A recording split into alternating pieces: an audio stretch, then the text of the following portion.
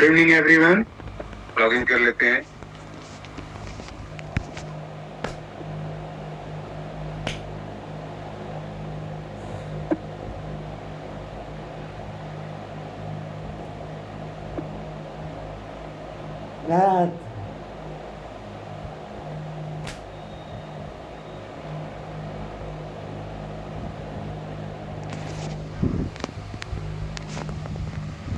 Last time हम लोग GSTR 1 कर रहे थे। जीएसटीआर 1 में मैं आपको बता देता हूँ कि जो हम लोगों ने पॉइंट्स कर चुके हैं, ये सारे जो हमारे जिनमें हमारे फिगर्स भरी हुई, हमने लगभग सारे पॉइंट्स कर लिए हैं, जिसमें से हमारा जो लास्ट पिछली बार जो हुआ था वो एडवांस रिसीव्ड और एडवांस एडजस्टमेंट और एडवांस पहले में हुआ था। HSN वाइज समरी जो है वो मैंने अभी नहीं, मैं लास्ट में बताऊंगा। डॉक्यूमेंट इशूड मैंने बता दिए थे, नया पिक्चर ये इंक्लूड हुआ है। इसका मतलब ये है कि अगर कोई भी सेल हम किसी ई कॉमर्स वाले प्लेटफॉर्म से करते हैं तो उस सेल को जो कंसिडर किया जाएगा, उस सेल को यहाँ पे हम लोग सप्लाईज मेड थ्रू इको में वेरीफाई करवाएंगे। ठीक है, सपोज अगर आपने कोई भी अपने प्रोडक्ट को जो है वो सेल करना है फ्लिपकार्ट के थ्रू, अमेजन के थ्रू या फिर मीशो के थ्रू, तो आप क्या करेंगे कि फ्लिपकार्ट अमेजन पे जो है अपना बिजनेस अकाउंट रजिस्टर्ड कर लेंगे जीएसटी नंबर के साथ, और उसके अंदर जब भी आप सेल करेंगे तो वो सेल का जो भी रेवेन्यू होगा वो पहले अमेजन या फ्लिपकार्ट के पास आएगा, फिर वो रेवेन्यू जो है वो अपनी कमीशन डिडक्ट करके वो आपके पास आगे ट्रांसफर कर देगा। ठीक है, तो इसके अंदर बेसिकली क्या है कि वो एज ए मीडिएटर काम करेगा। आप डायरेक्टली किसी को सेल नहीं करेंगे, जो भी प्रोडक्ट्स होंगे वो आपके वहां पे लिस्टेड हो जाएंगे उस साइट के ऊपर, फ्लिपकार्ट के ऊपर जैसे, और फ्लिपकार्ट से जब भी वो ऑर्डर होगा तो वो ऑर्डर जो है वहां से परचेज करेंगे लोग और आप उनको वहां डिलीवर कर देंगे। तो ये वाली जो सेल है जीएसटी नंबर वालों की, ये जो सेल्स होती है इसको कहते हैं e commerce sale. E commerce sale में आपको सबसे पहले जो चीजें चाहिए मैं बता देता हूँ। हम 14 नंबर पर क्लिक करते हैं, सप्लाई मेड थ्रू इको में। देखिए इसके अंदर दो चीजें हैं, लाइबल टू कलेक्ट टैक्स और लाइबल टू पे टैक्स। ठीक है, इन दोनों में फर्क क्या है कि अगर आप टैक्स कलेक्ट कर रहे हैं, अगर आप किसी से ई कॉमर्स वाले प्लेटफॉर्म अगर आपका है और आप किसी पार्टी के अगेंस्ट किसी जो आपका जो ऑनर है उसके अगेंस्ट जो है उसका टैक्स कलेक्ट कर रहे हैं, तो वो आपने यहाँ पे रिफ्लेक्ट करना है लाइबल टू कलेक्ट टैक्स में। और अगर आप लाइबल टू पे टैक्स कर रहे हैं, अगर आप टैक्स पे कर रहे हैं, तो वो अपने यहाँ पे दिखाना है। इसमें मैं आपको बता देता हूँ इसके अंदर बेसिकली क्या होता है। सपोज आप जो है वो ऑनर है, अब मीडिएटर जो है वो आपका जो आ जाएगा, वो सपोज आपने फ्लिपकार्ट ले लिया, ठीक है, और ये जो है आपका कस्टमर है। ठीक है, ये कस्टमर जो है वो दोनों हो सकते हैं, वो चाहे रजिस्टर्ड भी हो सकते हैं चाहे अनरजिस्टर्ड भी हो सकते हैं। तो अगर रजिस्टर्ड होंगे तो रजिस्टर्ड वाले में उस जो भी आपका जीएसटी का बिल बनेगा वो जीएसटी का जो है उनके अगेंस्ट पास हो जाएगा, उनको इनपुट मिल जाएगा। लेकिन जो अनरजिस्टर्ड होंगे उनको इनपुट नहीं मिलेगा उसमें। इसमें क्या होगा कि अगर सपोज आपने 10,000 रुपए की सेल करी है, 1 लाख की ले लेते हैं, ठीक है, तो 1 लाख रुपए में कस्टमर जो है वो आपको 1 लाख रुपए पे कर देगा। ठीक है, लेकिन आपके पास जो है वो 1 लाख रुपए नहीं आएंगे। फ्लिपकार्ट क्या करता है, पहले अपनी कमीशन जो है वो उसके अंदर डिडक्ट कर लेता है। वो डिडक्ट करने के बाद फिर वो आपको बाकी की पेमेंट करता है। यानी कि अगर 1 लाख रुपए की आपने इनवॉइस जो है उसके अंदर रजिस्टर्ड किया था या फिर उसके अंदर डाला था, तो आपके पास कमीशन काट के जो उसकी कमीशन होती है वो फ्लिपकार्ट जो है वो अपनी काट के, सपोज उन्होंने 5,000 अगर लिए, तो वो आपको जो है वो 95,000 जो है वो देंगे। ठीक है, तो ये जो कमीशन है, ये कमीशन जो है ये फ्लिपकार्ट की बात चली जाएगी, ये आपका खर्चा बुक हो जाएगा और आपके पास जो अमाउंट आएगी वो 95,000 आएगी। अगर आपने 1 लाख रुपए के अंदर भी टैक्स भी लगा रखा है तो उस केस में आप टैक्स भरेंगे, 95,000 में आप टैक्स भरेंगे।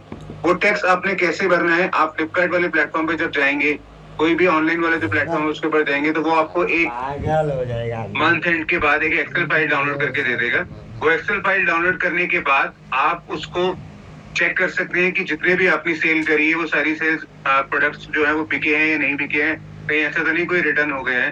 तो अगर वो सारे बिक गए हैं और आपकी बुक्स के साथ वो सेल मैच हो रही है, तो आपने क्या करना है, तब उस सेल को ऊपर जितने भी रजिस्टर्ड पार्टीज थे उन रजिस्टर्ड पार्टीज के अगेंस्ट अलग से इनवॉइसेस डाल देने हैं और जो अनरजिस्टर्ड पार्टीज है उनके अगेंस्ट अलग से इनवॉइसेस डाल देने हैं। लेकिन आपकी वेरिफिकेशन करने के लिए आपको ऑनलाइन प्लेटफॉर्म का जो है वो जीएसटी नंबर जरूर डालना होगा। सपोज मैं यहाँ बता देता हूँ, हम यहाँ ऐड रिकॉर्ड करते हैं। पढ़ना पड़ेगा। हेलो, ऐड रिकॉर्ड में, हाँ जी, good evening sir. Good evening sir, आज कौन सा चैप्टर हो रहा है सर? आज जो हो रहा है वो हमारा ई कॉमर्स वाला हो रहा है। Okay okay sir. ठीक है, तो ई कॉमर्स वाले में जो हम कर रहे हैं वो आप देख लीजिए। देखिए, फ्लिपकार्ट का जो है वो जीएसटी नंबर अगर आप देखेंगे तो वो जीएसटी नंबर जो है वो आपने यहाँ पे लिखना है। यहाँ पे GST of e commerce operator आ रहा है, यानी कि अगर आप जो भी प्लेटफॉर्म यूज कर रहे हैं, आप फ्लिपकार्ट यूज कर रहे हैं, अमेजन यूज कर रहे हैं, मीशो यूज कर रहे हैं, तो उसका जीएसटी नंबर जो है वो यहाँ पे आपने डाल देना है। वो डालने के बाद नेट वैल्यू ऑफ सप्लाई, यानी कि टोटल में से अगर आपकी कोई भी रिटर्न हुई है तो वो लेस करके वो वाली वैल्यू जो है वो सप्लाई आपने यहाँ पे दिखा देनी है। सपोज अगर आपने 1 लाख रुपए की बेची है तो आपकी जो नेट वैल्यू हो जाएगी, टैक्सेबल वैल्यू, वो हो जाएगी 1 लाख रुपए। ठीक है ना। अगर आपने वो सप्लाई जो है लोकल बेची है तब आप सीजीएसटी जीएसटी लगा देंगे। अगर आपने आउटसाइड द स्टेट बेची है तब आप वहां पे आईजीएसटी लगा देंगे। ठीक है, यहाँ पे जो वैल्यू है वो ग्रॉस वैल्यू आएगी। ये वैल्यू जो है सिर्फ इसको वेरीफाई करवाती है, जो हमारा ई कॉमर्स प्लेटफॉर्म है ये इसको वेरीफाई करवाती है। ई कॉमर्स प्लेटफॉर्म भी जो है आपके अगेंस्ट इतनी ही वैल्यू जो है वो फाइल करेगा। तो इससे क्या होगा कि आपकी जो भी सेल कंसिडर होगी वो ई कॉमर्स वाली सेल है वो उस पर कंसिडर हो जाएगी। सपोज हम फ्लिपकार्ट का अगर हम जीएसटी नंबर लें तो ये देखिए, ये फ्लिपकार्ट का ऑपरेटर का आ गया जीएसटी नंबर। यहाँ पे ट्रेड नेम जो है ऑटोमेटिकली आ जाएगा। 1 लाख रुपीज की हमने सेल करी 18% के हिसाब से, तो विद इन द स्टेट, तो 9000 यहाँ आ जाएगा, 9000 यहाँ आ जाएगा। फिर आपने इसको सेव कर देना है, आईजीएसटी 0 है, फिर आपने इसको सेव कर देना है। देखिए, इसके अंदर सेव करने के बाद इसका मतलब ये है कि आपने फ्लिपकार्ट के थ्रू जो है वो 1 लाख रुपए की सेल करी है। ठीक है ना, फ्लिपकार्ट के थ्रू 1 लाख रुपए की सेल करी है, तो इसमें आप जो है ये टैक्स जो है आप ही मतलब पे करेंगे, क्योंकि आपने टैक्स की अमाउंट जो है वो ली है। क्योंकि यहाँ पे जब 1 लाख रुपए की आपने सेल करी थी तो फ्लिपकार्ट ने सिर्फ अपनी कमीशन काटी है, फिर कमीशन काट के बाकी सारे पैसे जो है वो आपको दे दिए। तो यानी कि आप जो टैक्स भरेंगे वो टैक्स जो भरेंगे वो भरेंगे 9,000 यानी कि 18,000। ठीक है ना। तो ये वेरिफिकेशन के लिए आपको फ्लिपकार्ट के टीसीएस वाले प्लेटफॉर्म से भी एक 1% टीडीएस या 1% टीसीएस का जो है वो भी मैसेज आएगा। यानी कि ये वेरिफिकेशन कैसे होगी, फ्लिपकार्ट के आप जो भी फ्लिपकार्ट का जो पोर्टल है या फिर जो भी ऑनलाइन ऑपरेटर जो ई कॉमर्स वाले प्लेटफॉर्म है उनके पोर्टल से आप अपनी फाइल्स को डाउनलोड कर सकते हैं। पहले आप उसको डाउनलोड कर लेंगे, लेकिन फ्लिपकार्ट ये कमीशन काटने के बाद 1% और काटता है, उसे कहते हैं टीसीएस। 1% काट लेगा तो वो 1% जो है वो 1 लाख रुपए का काट लेगा, तो वो हो जाएगा 1000 रुपए और। तो आपके पास जो आएगा वो आएगा फिर 94,000। तो 1000 क्यों काटेगा सर? वो 1% जो है फ्लिपकार्ट आपका 1% टीसीएस जो है वो इसलिए काटेगा कि आप जो भी सेल उसके अगेंस्ट दिखाएंगे वो सेल जो है उससे वेरीफाई हो जाएगी। वो आपको क्या करना है, उसके बाद आप सर्विसेज में जाएंगे, 1% जो उसने काटा है ये 1% आपको इनपुट क्रेडिट मिल जाएगा। आपको जो है इसका इनपुट मिल जाएगा, मतलब आप अपने जब भी जीएसटी पोर्टल पे जैसे इनपुट हम लोग लेते हैं, परचेज के अगेंस्ट इनपुट ले लेते हैं, तो वो इनपुट जो है आपको इसके अगेंस्ट मिल जाएगा। लेकिन इसके लिए कंडीशन क्या है, आप सर्विसेज में जाएंगे,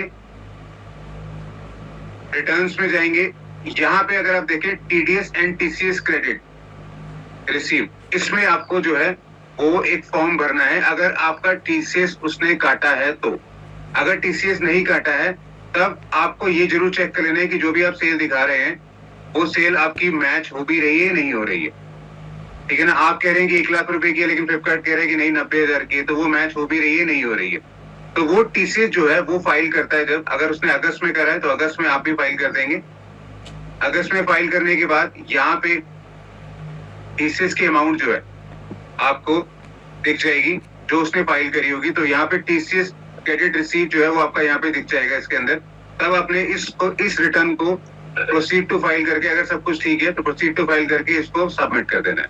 तब ये जो टीसीएस है ये आपका जो है इनपुट क्रेडिट के अंदर आ जाएगा। ठीक है ना। आपका जो डैशबोर्ड में इनपुट क्रेडिट आता है वो इसके अंदर आ जाएगा। यहाँ पे अगर हम देखें डैशबोर्ड में, तो ये जो इनपुट क्रेडिट का लेजर है वो इसके अंदर आ जाएगा। ठीक है, तो इससे क्या होगा कि आपकी जो सेल है ई कॉमर्स प्लेटफॉर्म वाली वो वेरीफाई हो जाएगी। यानी कि आपके देखिए ई कॉमर्स प्लेटफॉर्म में कंफ्यूजन क्या होती है या फिर मतलब प्रॉब्लम क्या होती है कि जब भी आप ई कॉमर्स प्लेटफॉर्म से जब भी आप सेल करते हैं तो वो पैसे आपको पूरे कभी नहीं आते। वो आपको कमीशन काट के आएंगे, वो आपको फिर मे बी टीसीएस अगर उसने काटा है तो वो भी काट के आएंगे।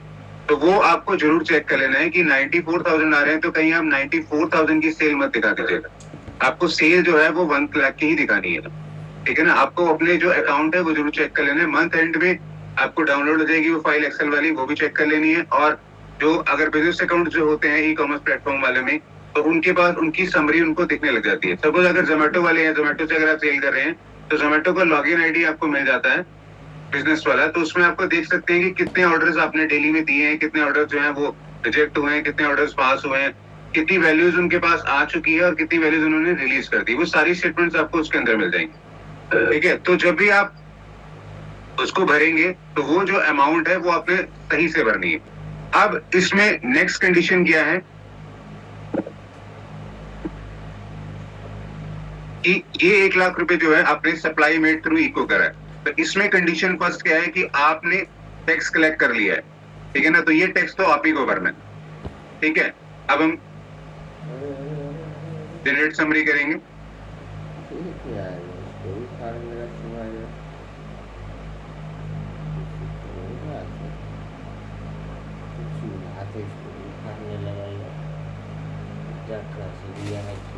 प्रोसीड टू फाइल में जाएंगे। प्रोसीड टू फाइल में अगर आप ई कॉमर्स वाला यहाँ पे प्लेटफॉर्म देखेंगे,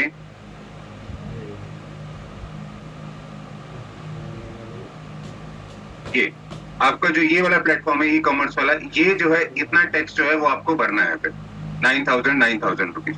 ठीक है ना, क्योंकि आपने वो टैक्स जो है वो कलेक्ट किया है। ठीक है, लेकिन ये जो टैक्स है ये इसके अंदर इंक्लूड नहीं हो रहा है।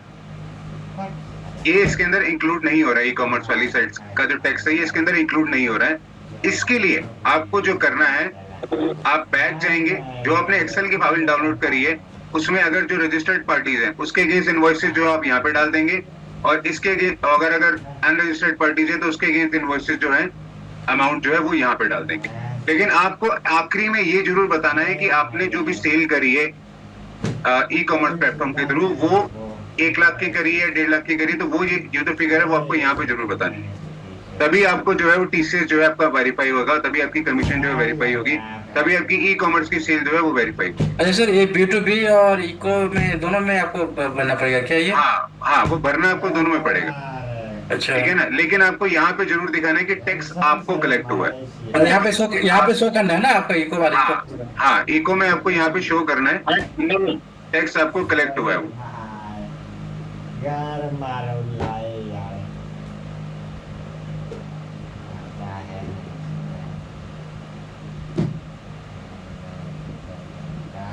इसमें आपको कंफ्यूज नहीं होना है, इसके अंदर आपको बस ये चेक कर लेना है कि जो टीसीएस के लिए जो आपको क्रेडिट लेना है प्लेटफॉर्म और ई कॉमर्स प्लेटफॉर्म से, तो वो आपका जो है वो आप जब यहाँ पे रिकॉर्ड भरेंगे तो वो तभी वहाँ पे आपको वो मिलेगा, अदरवाइज वो नहीं मिलेगा। अच्छा, वो इनपुट ऑटोमेटिक वो क्लेम कर सकते हैं ना? हाँ, वो इनपुट ऑटोमेटिकली आपको क्लेम मिल जाएगा उसको। मैं ये बोल रहा था, जैसे हम अगर फ्लिपकार्ट कंपनी रहेंगे तो उस समय हमको कुछ भरना पड़ेगा अगर फ्लिपकार्ट कंपनी है तो? हाँ, उसमें दूसरी कंडीशन है, वो मैं भी आगे बता रहा हूँ। ठीक है, सेकंड केस है लाइबल टू पे टैक्स। ठीक है ना, लाइबल टू पे टैक्स में क्या है कि जब भी आप यहाँ पे फिगर भरेंगे तो यहाँ पे इस बारी जो है लाइबल टू पे टैक्स के अंदर जो है इस बारी टैक्स आप नहीं भरेंगे, टैक्स जो है इस बारी फ्लिपकार्ट भरेगा। ठीक है ना, देखिए कुछ ई कॉमर्स प्लेटफॉर्म ऐसे होते हैं जो नए ओपन हुए होते हैं, वो ये बात कहते हैं कि आप हमारे थ्रू सेल करिए, हम आपके प्रोडक्ट्स को सेल करवा देंगे, टैक्स की जो अमाउंट है वो भी हम रख लेंगे और टैक्स आपके ऑन बिहाफ हम भर देंगे, आपको नेट अमाउंट हम लोग जो है वो दे देंगे। तो कुछ न्यू प्लेटफॉर्म जो होते हैं वो ये वाली सर्विसेज देते हैं, अदरवाइज जो मैक्सिमम जितने भी ई कॉमर्स प्लेटफॉर्म है वो लोग टैक्स के पैसे भी जो है वापस कर देते हैं। मैं यहाँ पे दूसरा एग्जांपल दे देता हूँ। इस बारी क्या होगा, आपने 1 लाख रुपए की सेल करी, फ्लिपकार्ट ने अपनी कमीशन काट ली, फ्लिपकार्ट ने अपना टीसीएस भी काट दिया वेरिफिकेशन के लिए, और इस बारी फ्लिपकार्ट जो है वो टैक्स के पैसे जो है वो भी अपने पास रख लेगा। तो आपको जो पैसे मिलेंगे वो 1 lakh minus commission minus TCS minus tax, ठीक है ना। तो आपको जो पैसे मिलेंगे वो 76,000 मिलेंगे। तब इस केस में क्या होगा कि इस केस में जब आप इसको भरेंगे तो इस बारी आपने सिर्फ उसके नाम पे वो दिखा देना है कि टोटल जो सेल हुई है वो 1 लाख रुपए की हुई है, जिसके अगेंस्ट उसने 9,000 रुपए जो है वो टैक्स भरना है, ठीक है। तो 9,000 टैक्स भरने के बाद आपने B2B और B2C वाली जो कंडीशन है वो नहीं भरनी है फिर।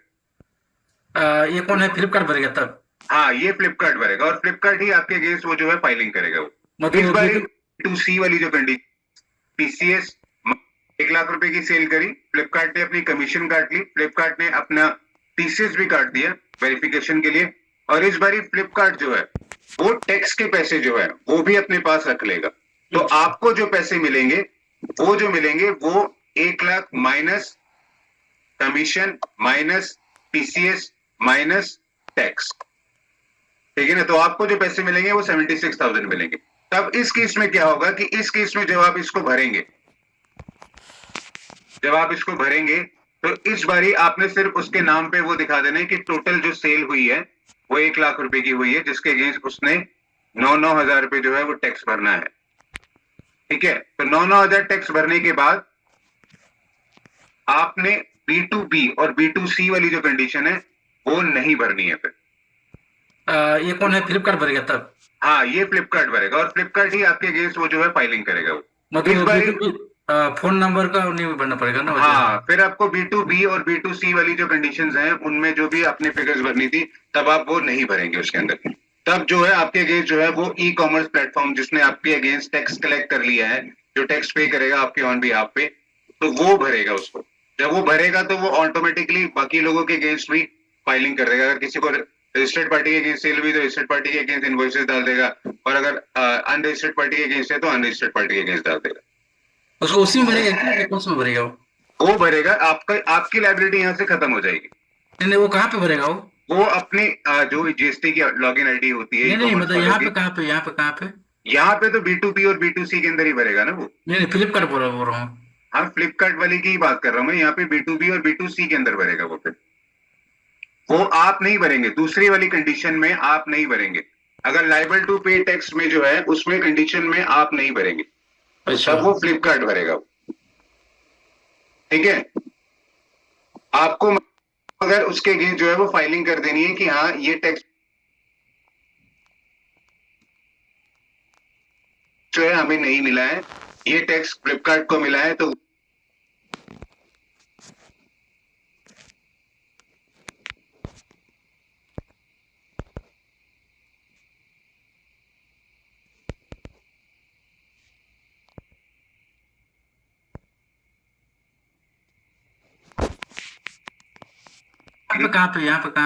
यहाँ पे तो B2B और B2C के अंदर ही भरेगा ना वो। नहीं, फ्लिपकार्ट बोल रहा हूँ। हाँ, फ्लिपकार्ट वाली की ही बात कर रहा हूँ मैं। यहाँ पे B2B और B2C के अंदर भरेगा वो। फिर वो आप नहीं भरेंगे, दूसरी वाली कंडीशन में आप नहीं भरेंगे। अगर लाइबल टू पे टैक्स में जो है उसमें कंडीशन में आप नहीं भरेंगे, अच्छा, तब वो फ्लिपकार्ट भरेगा, ठीक है। आपको मगर उसके अगेंस्ट जो है वो फाइलिंग कर देनी है कि हाँ ये टैक्स जो है हमें नहीं मिला है, ये टैक्स फ्लिपकार्ट को मिला है, तो वो हमारे अगेंस्ट जो है वही फाइलिंग करेगा और उसी से आप टैक्स तो कलेक्ट जैसे करेंगे। फ्लिपकार्ट है, दोनों कंडीशन में B2B और B2C और साथ में ई कॉमर्स साइड में दोनों कट करेगा? नहीं, फ्लिपकार्ट वैसे सिर्फ अभी जो कंडीशन फ्लिपकार्ट की चल रही है वो टैक्स नहीं कलेक्ट करता है। वो टैक्स जो है आपको पैसे वापस कर देता है टैक्स के। आप वो ये ऐसी कोई भी रिस्क नहीं लेता है कि मैं किसी के अगेंस्ट फाइलिंग करूं, क्योंकि उनके पास काफी कस्टमर्स होते हैं, काफी सेल्स होती है उनकी, तो एक एक कस्टमर का डाटा उठा के सब कुछ करना, फाइलिंग करना, तो उनके लिए वो एक बड़ा लेंथी प्रोसेस हो जाता है। तो टैक्स इनपुट को कैसे वो करेंगे, उसको भरना पड़ेगा ना? हाँ, वो टैक्स इनपुट जो है वो ऑन बिहाफ जो है आपने भरना है फिर को, ठीक है ना। वो 1,000 वाली, जैसे 1,000 वाली जो बात है वहां पे, सर अगर उसने आपके अगेंस्ट टैक्स कलेक्ट कर लिया है ना, हाँ, और टैक्स के पैसे आपको दे दिए अगर, हाँ, तब वो टीसीएस काट के सिर्फ वेरिफिकेशन दे देगा आपको कि आपने 1 लाख रुपए की सेल जो है ई कॉमर्स के थ्रू करी है, तो वो मैं 1% जो है टीसीएस में काट रहा हूँ मैं। अच्छा। ठीक है ना। तो जब आप टीसीएस की वाली फाइलिंग करेंगे, टीसीएस की फाइलिंग में आपको वो दिख जाएगा वहां पे क्रेडिट आपका, वहां पे आपको यहाँ पे शो होने लग जाएगा वो। अच्छा, वो वाली टीसीएस फाइल ही करेगा, कुछ नहीं करेगा? हाँ, वो आपको वो आप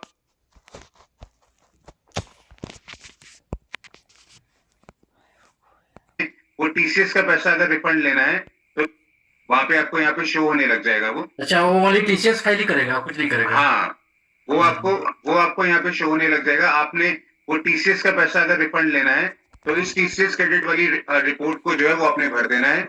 यहाँ पे आपका क्रेडिट दिख रहा होगा, वो क्रेडिट आपको दिख जाएगा। अगर आपको मैच हो जाता है आपके साथ तो आपने उसको बस फाइल कर देना। तो जैसे ही आप फाइल करेंगे तो आपके इनपुट क्रेडिट के अंदर वो ऐड ऑन हो जाएगा। ठीक है ना। कैसे करते हैं उसको एक बार बता दीजिएगा सर। सर इसके अंदर जब वो भरेगा तो ऑटोमेटिकली आपको दिख जाएगा वो।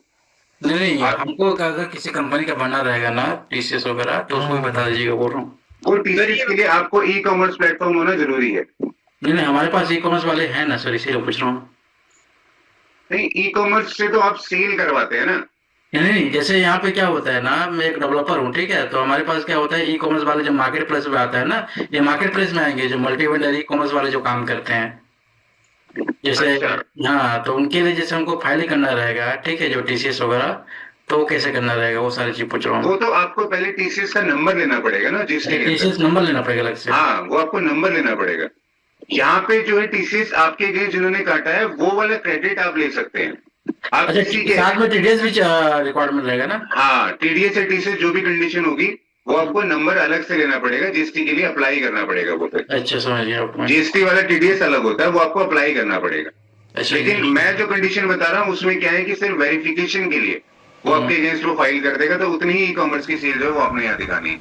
अगर टैक्स उसने रखा हुआ है तो टैक्स उसके अगेंस्ट दिखा दीजिएगा, अगर टैक्स आपके पास है तो फिर अपने अगेंस्ट दिखा दीजिए। ओके, ठीक है सर। ये वैसे टीसीएस काटते क्यों है? ये टीसीएस इसलिए काटते हैं ई कॉमर्स वाले कि ताकि कल को ऐसा ना हो कि आप गलत सेल दिखा दें। ठीक है ना, आप कोई गलत सेल दिखा दें। सपोज आपने ई कॉमर्स प्लेटफॉर्म के थ्रू बेचा 1 लाख रुपए का सामान है, लेकिन आप 10 लाख दिखा देते हैं अगर, तो उस केस में क्या होगा, फ्लिपकार्ट के ऊपर एक्शन हो जाएगा कि हाँ आपने 10 लाख का सामान बेचा है। वो पर्सन ये कह रहा है कि आपने 10 लाख का सामान बेचा है। तब उस केस में क्या होगा, तब फ्लिपकार्ट के ऊपर एक्शन हो जाएगा। तो फ्लिपकार्ट का जो डाटा है वो ऑडिट होगा या फिर जो भी है उसके ऊपर इंक्वायरी बैठ सकती है। तो इसलिए फ्लिपकार्ट क्या करता है, वो टीसीएस की रिटर्न फाइल कर देगा आपके अगेंस्ट कि ये देखिए हमने ये इतना ही डाटा जो है इनके अगेंस्ट पैसा कलेक्ट किया था, और उनकी फाइल भी निकलती है लास्ट में डाउनलोड होके, एक एक्सेल वाली फाइल जो होती है उसमें सारे डिटेल्स होती है कि आपने किस दिन कितना सेल करी है, किस कौन से कस्टमर को करी है, कहाँ करी है, वो सारी आपको वहां पे मिल जाएंगी। तो उससे वो जो है वो वेरिफिकेशन हो जाती है टीसीएस से वो। ओके सर, ठीक है। तो टीसीएस फाइल करना ऑप्शनल है?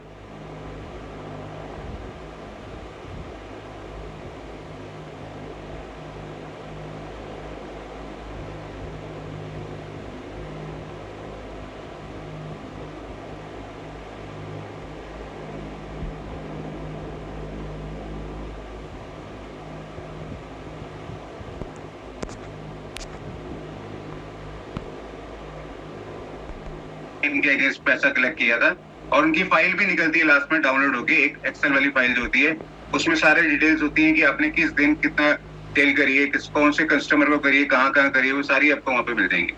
तो उससे वो जो है वो वेरिफिकेशन हो जाती है टीसीएस से वो। ओके सर, ठीक है। तो टीसीएस फाइल करना ऑप्शनल है?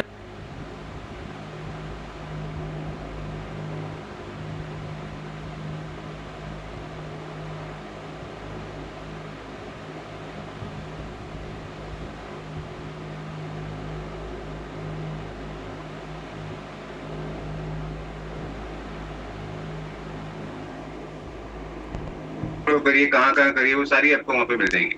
तो उससे वो जो है वो वेरिफिकेशन हो जाती है टीसीएस से वो। ओके सर, ठीक है। तो टीसीएस फाइल करना ऑप्शनल है?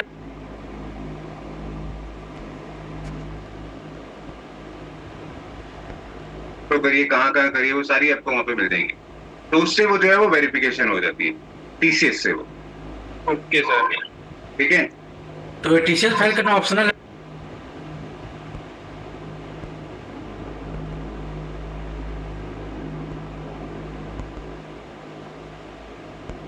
तो करिए कहाँ करिए, वो सारी आपको वहां पे मिल जाएंगी। तो उससे वो जो है वो वेरिफिकेशन हो जाती है टीसीएस से वो। Okay sir. ठीक है, तो टीसीएस फाइल करना ऑप्शनल है।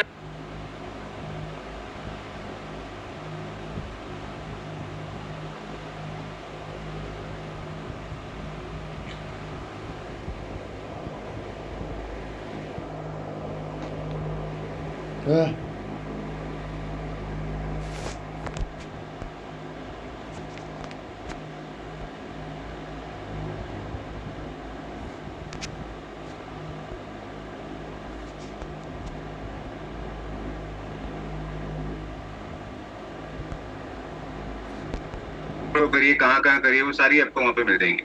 तो उससे वो जो है वो वेरिफिकेशन हो जाती है टीसीएस से वो। Okay sir. ठीक है, तो टीसीएस फाइल करना ऑप्शनल है।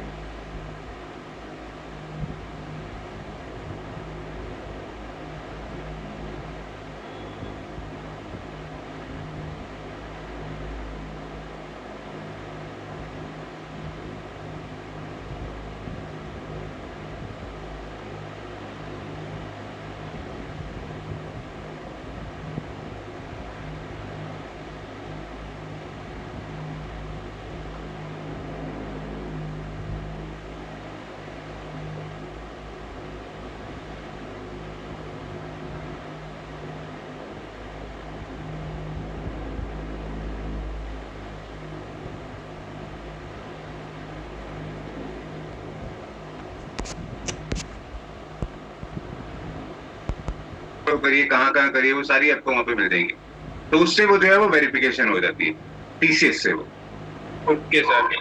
ठीक है, तो टीसीएस फाइल करना ऑप्शनल है।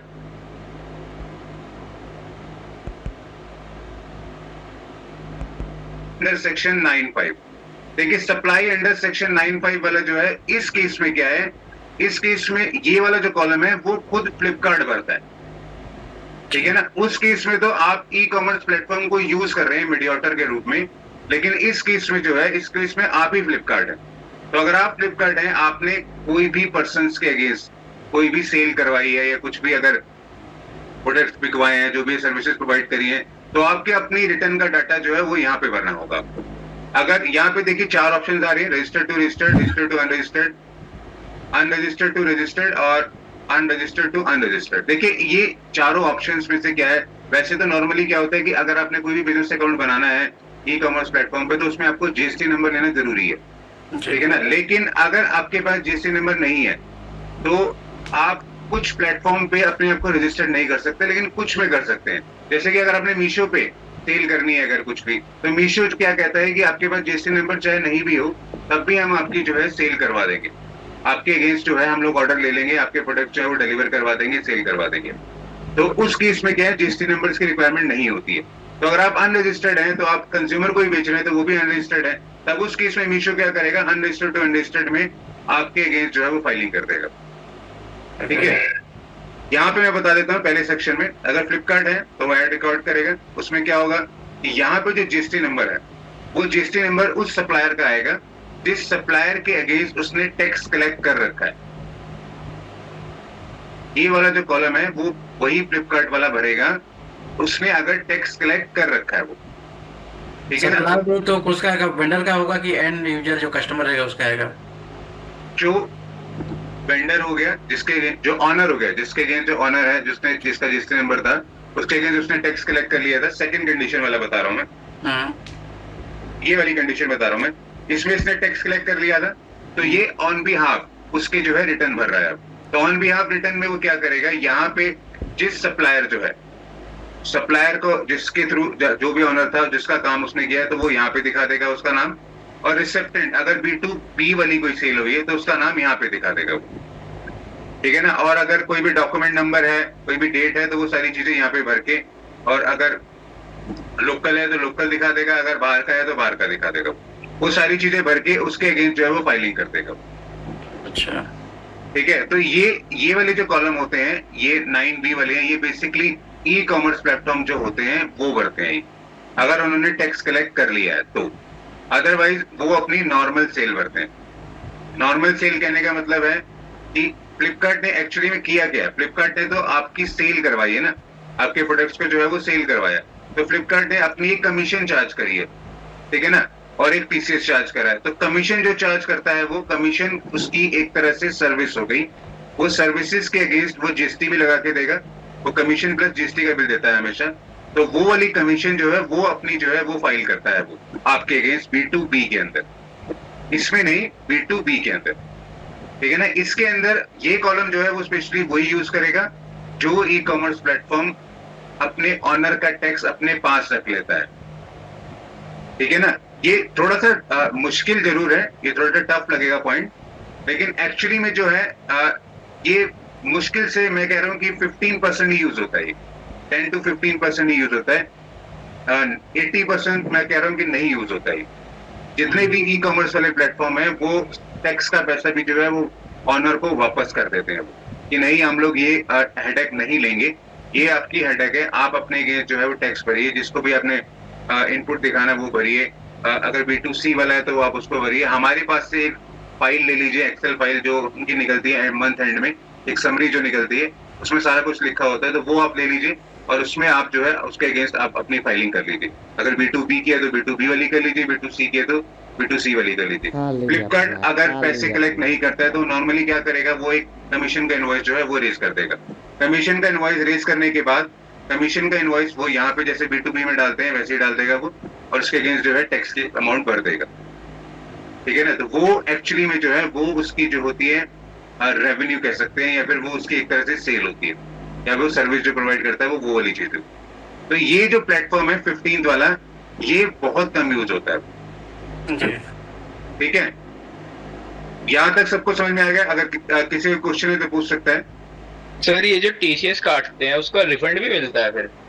हाँ, रिफंड आपको मिलेगा ना। टीसीएस अगर उसने काट लिया तो आपके सपोज 1000 रुपए काट लिया उसने, तो 1000 रुपए तो आपको कम हो गए ना एक तरह से, तो वो आपको मिलेगा कहाँ पे, आपको टीसीएस वाली जो रिटर्न है, जैसे जीएसटीआर की 1 भरते हैं 2 भरते हैं, वही टीसीएस वाली जो रिटर्न है वो अपने यहाँ पे जो क्रेडिट रिसीव्ड हुआ है वो अपने रिटर्न फाइल कर रही है। रिटर्न जब आप फाइल करेंगे तो आपको इनपुट के अंदर वो पैसा आ जाएगा। Okay sir. उसको डायरेक्ट क्लेम कर सकते हैं या नहीं, डायरेक्ट क्लेम नहीं कर सकते, डायरेक्ट क्लेम नहीं कर सकते। सर एक बार टेबल नंबर 14 एक बार रिपीट कर देंगे? जी हाँ, 14 में एक बार बता देता हूँ दोबारा। 14 जो कॉलम है वो किन्होंने यूज करना है, जो ई कॉमर्स प्लेटफॉर्म मीडिएटर को यूज कर रहे हैं अपनी सेल इंक्रीज करने के लिए, ठीक है ना। कई लोग जो होते हैं वो क्या करते हैं, सपोज अगर आपका एक रेस्टोरेंट है तो रेस्टोरेंट में क्या करेंगे कि आप नॉर्मली जो बनाएंगे और जो कस्टमर आएगा आपको सर्व कर देंगे। लेकिन जोमेटो आजकल एक ऐसी चीज चली है कि जोमेटो क्या करता है, हर रेस्टोरेंट से खाना उठा के जो भी यूजर है, कस्टमर है, जो भी कंज्यूमर है उसको डिलीवर कर रहा है। तो इससे क्या हो रहा है कि उस रेस्टोरेंट की सेल जो है वो इंक्रीज हो रही है। अदरवाइज कस्टमर को उसकी दुकान में आना पड़ेगा या उसके रेस्टोरेंट में आना पड़ेगा, वहीं पे खा के जाना पड़ेगा, तो तभी उसकी सेल जो है वहीं पे बढ़ेगी। तो उसमें क्या होता है कि कुछ जितनी भी क्वांटिटी है सिर्फ उतनी ही आपकी बढ़ सकती है, आगे नहीं बढ़ सकते हैं। जितनी भी आपकी चेयर्स है उतनी ही बढ़ेंगी, या फिर जो भी आपकी सेल है उसके अकॉर्डिंग उतनी ही बढ़ेगी। लेकिन जोमेटो एक हेल्पर आपके लिए एज ए यूज हो जाता है जो आपके फूड को एंड यूजर तक डिलीवर करके आता है। अगर कोई आपके घर से दूर है, सपोज 20 किलोमीटर है, 10 किलोमीटर है, तो आप 10 किलोमीटर वहां पे नहीं जाएंगे। अगर आपने कोई इमरजेंसी में कुछ खाना है तो उस केस में क्या करते हैं, आप जोमेटो यूज करते हैं। तो सेम जो है रेस्टोरेंट भी जो है वो भी जोमेटो ऐप यूज कर रहा होता है। वो मीडिएटर क्या है, वो मीडिएटर आपके अगेंस्ट सेल जो है वो इंक्रीज करवा देता है, आपके जो प्रोडक्ट्स हैं वो बेच देता है, ठीक है ना। तो वो उस केस में क्या होगा कि जब भी वो प्रोडक्ट बेचेगा तो वो प्रोडक्ट जो भी आपने सेल करी है वो सेल का पैसा वो उसके पास आएगा। पहले वो क्या करेगा, उस पैसे में से अपनी कमीशन पहले रख लेगा, अपनी कमीशन उसके अंदर रख लेगा और आपको बाकी के पैसे जो है वो वापस कर देगा। तो उसके अंदर अगर टैक्स भी लगा होगा तो टैक्स जो है वो वापस कर देगा आपको, ठीक है ना। अगर टैक्स नहीं लगा होगा तो एज इट इज जितनी अमाउंट है वो आपको वापस कर देगा, ठीक है। तो इस केस में क्या होता है कि जोमेटो को एक फाइलिंग जरूर करनी पड़ेगी कि हाँ, हमने ये वाली जो प्रोडक्ट्स हैं, ये वाली जो सर्विसेज हैं, हमने इस कस्टमर को, इस ऑनर को जो है दिलवाई है और उसकी जो सेल हुई है वो 1% टीसीएस काटना उसके लिए मैंडेटरी हो जाता है, तो वो टीसीएस काट के आपके अगेंस्ट फाइलिंग कर देगा, हाँ कि ये पर्सन जो है ये हमारा ऑनर था, मतलब ये हमारा एक तरह से वो कस्टमर ही है जिसने हमारी सर्विसेज को यूज करा है और हमने उसको आगे डिलीवर करा है, तो उसके अगेंस्ट जितनी भी सेल हुई है हम उसको वेरिफिकेशन टीसीएस काट के वो वाली दे रहे हैं। ठीक है, तो इस केस में क्या होगा, दो हो जाएंगे, लाइबल टू कलेक्ट टैक्स और लाइबल टू पे टैक्स। अगर लाइबल टू कलेक्ट टैक्स है तो लाइबल टू कलेक्ट टैक्स के अंदर क्या है कि आपने ही टैक्स कलेक्ट करा है, ठीक है ना, आपने अगर सेल करवाई है किसी भी प्लेटफॉर्म को यूज करके, तो उस केस में आप जिस प्लेटफॉर्म को यूज करा है उसका जीएसटी नंबर डाल देंगे और जितनी सेल करवाई है वो डाल देंगे, ठीक है ना। तो और दूसरे में क्या है, एक मिनट, दूसरे में क्या है कि लाइबल टू पे टैक्स, अगर आपने टैक्स कलेक्ट नहीं करा है तो उस केस में क्या होगा कि जिसने टैक्स कलेक्ट करा है आप उसके अगेंस्ट जीएसटी नंबर जो है उसका डाल देंगे और वो वाली अमाउंट डाल देंगे जो उसने जिस अमाउंट पे उसने टैक्स कलेक्ट करके रखा हुआ है, तो उस केस में उस कंडीशन में क्या होगा कि उसको भरना पड़ेगा फिर वो टैक्स, ठीक है। सर ये सेक्शन 52 में हमें जब फिल करना है जब हम टैक्स पे करेंगे, हाँ, और अंडर सेक्शन 9/5 में जब हमें वो फिल करना है जब जोमेटो या स्विगी वो पे करेंगी, हमें सिर्फ अपनी सेल दिखानी है बस। हाँ, वो दिखानी है बस। हेलो ठीक है? सर, हाँ एक जी, चीज पूछना था मैं, सर ये जो 14 सेक्शन आप बता रहे हैं इसमें अपना वो ई कॉमर्स का जैसे हम अपना सेल्स वगैरह कर रहे हैं उससे जो वाउचर जनरेट हो रहा है उसमें ही अपने को भरना रिटर्न R1 का। हाँ, उसको आपको भरना है। तो जो भी आप ई कॉमर्स प्लेटफॉर्म यूज कर रहे हैं आपको मंथ एंड बाद एक समरी मिल जाती होगी कि हाँ आपके पास तो सर सेल हुई है। उसमें आपने दिखाया वो जीएसटीएन कौन सा अपना डालेंगे? नहीं, वो उसका डालेगा जो आप ई कॉमर्स प्लेटफॉर्म जो है जिसको यूज कर रहे हैं वो उसका डालेंगे आप। अच्छा, सपोज फ्लिपकार्ट अरे सर मैं जैसे मान लीजिए आप अगर आप फ्लिपकार्ट सर यूज मैं कर रहे हैं कहूँ तो जैसे मैं फ्लिपकार्ट का अमेज़न जीएसटी नंबर जो है वो डालेगा। इस्तेमाल कर रहा हूँ तो हाँ, तो वो आपके अगेंस्ट जो है आपको मंथ एंड में आपको एक समरी देते होंगे, वो एक आपको एक फाइल भी देंगे, एक्सेल फाइल जो होती है जिसमें आपकी सारी डिटेल्स होती है, सेल्स मैच हुई होती है, तो वो अपने पहले बुक्स के साथ मैच कर लेना है और यहाँ पे ई कॉमर्स में ई कॉमर्स प्लेटफॉर्म में आपने वहाँ पे ये रिकॉर्ड डाल देना है कि इतनी सेल फ्लिपकार्ट से हुई है, इतनी सेल अमेजन से हुई है, इतनी सेल जोमेटो से हुई है, तो वो सारी चीजें जो है वो अपने यहाँ पे डाल दें, ठीक है। तो ये सर उनका टोटल टैक्सेबल वैल्यू डाल देना मेरे को मंथ एंड का जो उनका आ रहा हो उनके साथ में, हाँ, और जीएसटी डाल देना बस। हाँ, वो आपको मैच जरूर कर लेना है पहले, मैच जरूर कर लेना है क्लाइंट का हमको नहीं बनना है सर, क्लाइंट का जीएसटी नंबर नहीं बनना है इसमें। क्लाइंट का जीएसटी नंबर हम भरेंगे ना। अच्छा, जिनको आपने सेल करी है हाँ, उसका यहाँ पे नहीं भरना है, उसका तो फिर आप अगर वो डिटेल जो आपको आ जाएगी वो डिटेल जैसे हम लोग नॉर्मली इनवॉइसेस भरते हैं ना, वो यहाँ पे आपने भरने हैं। क्लाइंट का बनना है कि उसका बनना है यहाँ पे? B2B में अगर आपने सेल करवी है चाहे ई कॉमर्स प्लेटफॉर्म के थ्रू करी है, टैक्स आपको मिला है, तो आपने जैसे नॉर्मली इनवॉइसेस भरते हैं वो वैसे ही यहाँ पे भरेंगे। अगर तो यहाँ पे B2C जो में करी जीएसटी है नंबर तो भरेंगे या मतलब जो क्लाइंट का रहेगा जीएसटी नंबर या जो हाँ, करेगा? जो क्लाइंट का रहेगा वो वाला जो है वो आप यहाँ पे भरेंगे। अच्छा, जैसे नॉर्मली किसी क्लाइंट को आपने सपोज आप हरियाणा में है, अगर आपने दिल्ली में किसी माल को बेचा है, ठीक है ना, लेकिन आपने फ्लिपकार्ट के थ्रू बेचा है वो माल, आप भी रजिस्टर्ड है वो भी रजिस्टर्ड है, तो आपको उसको इनपुट तो देना पड़ेगा ना अगर आप जीएसटी लगाएंगे उसके ऊपर तो, हाँ, ठीक है ना। तो उस केस में क्या होगा, फ्लिपकार्ट तो आपके पैसे कलेक्ट करके आपको दे देगा, टैक्स कलेक्ट करके उससे आपको दे देगा, ठीक है ना। लेकिन आपने क्या करना है, आपने जैसे हम लोग 4th वाले कॉलम में 4A 4B वाले कॉलम है, आपने वहां पे जाके क्लाइंट के अगेंस्ट वो इनवॉइस को डालना है, उसके जीएसटी नंबर डालना है, जितना टैक्स उससे कलेक्ट हुआ है वो डालना है ताकि उसको इनपुट मिल सके। अगर वो अनरजिस्टर्ड है तो अनरजिस्टर्ड में दिखा देना है। जी सर एक बार टेबल नंबर 14 में एक एंट्री करके दिखा देंगे बस। हाँ, ये मैंने दिखाई है ना, आपने क्या करना है सर न्यू रिकॉर्ड में एक नई एंट्री, मैं वही कह रहा हूँ, न्यू रिकॉर्ड में आपने कुछ नहीं करना है, ऐड रिकॉर्ड में आप जाएंगे, यहाँ पे GST of e commerce operator पूछ रहा है, तो जिस ई कॉमर्स प्लेटफॉर्म को यूज करा आपने उसका जीएसटी नंबर जो है वो डाल देंगे। सपोज आपने फ्लिपकार्ट यूज करा है तो फ्लिपकार्ट का यहाँ पे ऑटोमेटिकली आ जाएगा, जोमेटो का करा तो जोमेटो वाला जो है वो ऑटोमेटिकली आ जाएगा। आपको इनवॉइस मिलता है, आपको जब भी वो इनवॉइस है मंथ एंड में आपको एक इनवॉइस मिलेगा कमीशन वाला, तो उसमें जीएसटी नंबर उसका डाला होता है, तो वही उसके अगेंस्ट आपने यहाँ पे दिखा देना, ठीक है। टोटल सप्लाई जो आपने करी है, सपोज आपने 10,000 की करी है अगर, तो 10,000 की सप्लाई आप दिखा दीजिए। अगर आपने लोकल नहीं बाहर बेची है, आउटसाइड द स्टेट बेची है 18% के हिसाब से, तो आप 1800 रुपए जो है वो यहाँ पे दिखा सकते हैं, ठीक है। और आपने बस इसको सेव कर देना, ठीक है। ये देखिए ऑलरेडी हमने एक भरा हुआ था, तो इसलिए वो कह रहा है कि उसी के अंदर सारी सेल आएगी। आपने बस उसको वहां पे वो भर देना है बस। ठीक है सर। का एक ही बार भरना है ठीक सर। हाँ और स्टेट का भी होगा तो स्टेट का भी इसमें आ जाएगा क्या सर? हाँ, उसका भी उसी में आ जाएगा। ओके ठीक है, ये क्लियर हो गया सबका पॉइंट? तो सर सर क्लियर है सर।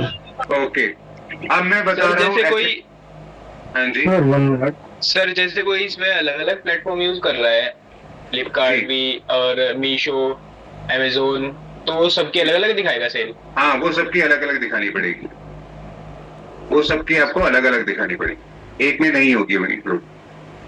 तीनों के जितने प्लेटफॉर्म है सभी के जीएसटी नंबर डाल के टोटल सेल उसमें डालनी पड़ेगी हमें, कि फ्लिपकार्ट का डाल के फ्लिपकार्ट से टोटल सेल हमारी इतनी आई है, अमेजोन से क्या डाल के टोटल सेल हमारी इतनी आई है, और मीशो का डाल के टोटल सेल हमारी इतनी आई है।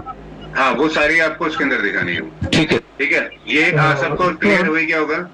हाँ जी सर ये चीज तो क्लियर है, बट एक क्वेश्चन ये था कि आप इंपोर्ट एक्सपोर्ट का बता रहे थे। इंपोर्ट एक्सपोर्ट का वो तो बहुत पहले ही हो गया टॉपिक सर। जी हाँ, आपने बताया था उसको, उसमें आपने विच टैक्स और विदाउट टैक्स जो आपने बताया था, तो जो विच टैक्स अमाउंट हम पे करते हैं उसको क्लेम कहाँ करते हैं? वो क्लेम आपको डिपार्टमेंट से होगा ना। तो सर को फाइलिंग का प्रोसीजर तो बताएंगे तब आगे कोई क्लास होगी इसकी? मैं अभी आगे मैं बता दूंगा आपको ये वाला पॉइंट, ठीक है। मैं अभी जो नया एक टॉपिक करवा रहा था उसके बाद में बता देता हूँ, ठीक है। ये था हमारा जो हाँ जी 15th पॉइंट है supplier under section 9 sub section 5 में। जी सर इसमें बेसिकली जो ई कॉमर्स प्लेटफॉर्म होते हैं वो अपनी डिटेल्स फिल करते हैं ना, लाइक रजिस्टर्ड टू अनरजिस्टर्ड और जी अनरजिस्टर्ड टू रजिस्टर्ड। तो ये जी। बेसिकली केस में होता है जब टैक्स पे करने के लिए कौन लाइबल होता है, फ्लिपकार्ट लाइबल है या फिर सप्लायर लाइबल है? फ्लिपकार्ट लाइबल है। तब उन्हें यहाँ पे सारी डिटेल्स फिल हाँ, करनी वो डिटेल्स जो है यहाँ पे फिल करनी। और अगर वो लाइबल नहीं है तो उसे केवल अपनी कमीशन का जो इनवॉइसेस है वही हम लोग उसको रेज करेगा, और उसके ऊपर जो जीएसटी लगा रखा होगा वो यहाँ पे जैसे नॉर्मली हम लोग इनवॉइस डालते हैं वो यहाँ पे हम लोग रिकॉर्ड कर सकते हैं। तो उस केस में फ्लिपकार्ट केवल यही रिकॉर्ड्स करेगा, बाकी नीचे जी, बाकी, हाँ। से मतलब नहीं रहेगा। बाकी कुछ नहीं करेगा, ओके ठीक है। ये था हमारा जो जीएसटीआर 1 का जो जितने भी हमारे कॉलम थे। ये कॉलम जो है मैं कहूंगा कि इसमें से हम लोग जैसे जितनी भी सेल करते हैं, सेल कैसे कैसे करते हैं वो सारी चीजें आ जाती हैं। अगर कोई रिटर्न हो रही है तो वो सारी चीजें आ जाएंगी। अगर कोई एडवांसेस रिसीव किए हुए हैं तो वो सारी चीजें आ जाएंगी। ई कॉमर्स प्लेटफॉर्म है तो वो आ जाएंगी। अब जो इसमें सबसे टफ टॉपिक जो आ रहा है, टफ जो पॉइंट है वो है HSN वाइज समरी, ठीक है ना। देखिए HSN वाइज समरी बहुत केसेस में ऐसा होता है कि वो HSN वाइज समरी फाइल तो करते हैं, वो एक्यूरेट नहीं होती है, ठीक है ना। वो एक्यूरेट क्यों नहीं होती है कि अगर यहाँ पे आपने 4 इनवॉइसेस दिखाए अगर, तो 4 इनवॉइसेस का HSN इसके अंदर प्लस हो जाएगा, ठीक है ना। यहाँ पे एक इनवॉइस दिखाया तो उसे एक इनवॉइस का HSN वो भी इसके अंदर प्लस हो जाएगा। अगर 2 यहाँ दिखाए तो वो भी इसके अंदर प्लस हो जाएगा। तो इस केस में टोटली अगर हम चेक करें, अगर 4, 1 और 2 अगर हम इसको इन तीनों को ही लें अगर, तो 7 आपके जो है HSN जो है वो इसके अंदर प्लस हो जाएंगे। लेकिन 7 HSN नंबर अगर सेम है तब आप उन तीनों इन 7 को मिला के एक ही के अंदर उसको डालेंगे, ठीक है ना। उसमें नेक्स्ट कुछ नहीं आप डालेंगे, क्योंकि इसमें ऑप्शन एक ही बार आती है कि एक HSN के अगेंस्ट आपने पूरे महीने में जितनी भी सेल करी है, चाहे वो B2B में करी है, एक्सपोर्ट में करी है, B2C में करी है, वो सारे HSN को कंबाइन करके, वो सारे HSN का डाटा कंबाइन करके आपने यहाँ पे दिखा देना। तो इसके लिए इस समरी में सबसे मुश्किल चीज क्या होती है वो मैं आपको बता देता हूं। सपोज आपके पास सिर्फ एक ही HSN है, आप सिर्फ एक ही HSN में काम करते हैं। कोई भी हम ले लेते हैं सर्विस का, या फिर कोई भी हम लोग कंप्यूटर का ले लेते हैं। सपोज अगर कंप्यूटर का हम HSN ले तो ये HSN आ जाएगा आपका 8471, ठीक है ना। आप सपोज एक ही HSN में डील करते हैं अगर, तो उस केस में आपने ये रिकॉर्ड कैसे फिलअप करना है। देखिए ये रिकॉर्ड नॉर्मली जो होता है वो अगर छोटे यूजर्स हैं, जैसे छोटे स्मॉल यूजर्स जो होते हैं वो तो भर सकते हैं, लेकिन लार्ज यूजर्स जो होते हैं वो उनके लिए मैं प्रेफर यही करूंगा कि वो सॉफ्टवेयर ही यूज करें, क्योंकि मैनुअली ये पॉसिबल ही नहीं है कि आप इसको रिकॉर्ड कर पाए। ठीक है ना। अब मैं यहाँ पे बता देता हूँ कि इसको कैसे रिकॉर्ड करना है। सपोज 8471 है, आपने B2B को सेल किया, ठीक है, B2C को सेल किया, एक्सपोर्ट इसमें भी सेल कर दिया, ई कॉमर्स प्लेटफॉर्म है इसमें भी सेल कर दिया। ठीक है, सपोज आपने सब में 25,000 जो है वो सेल किया।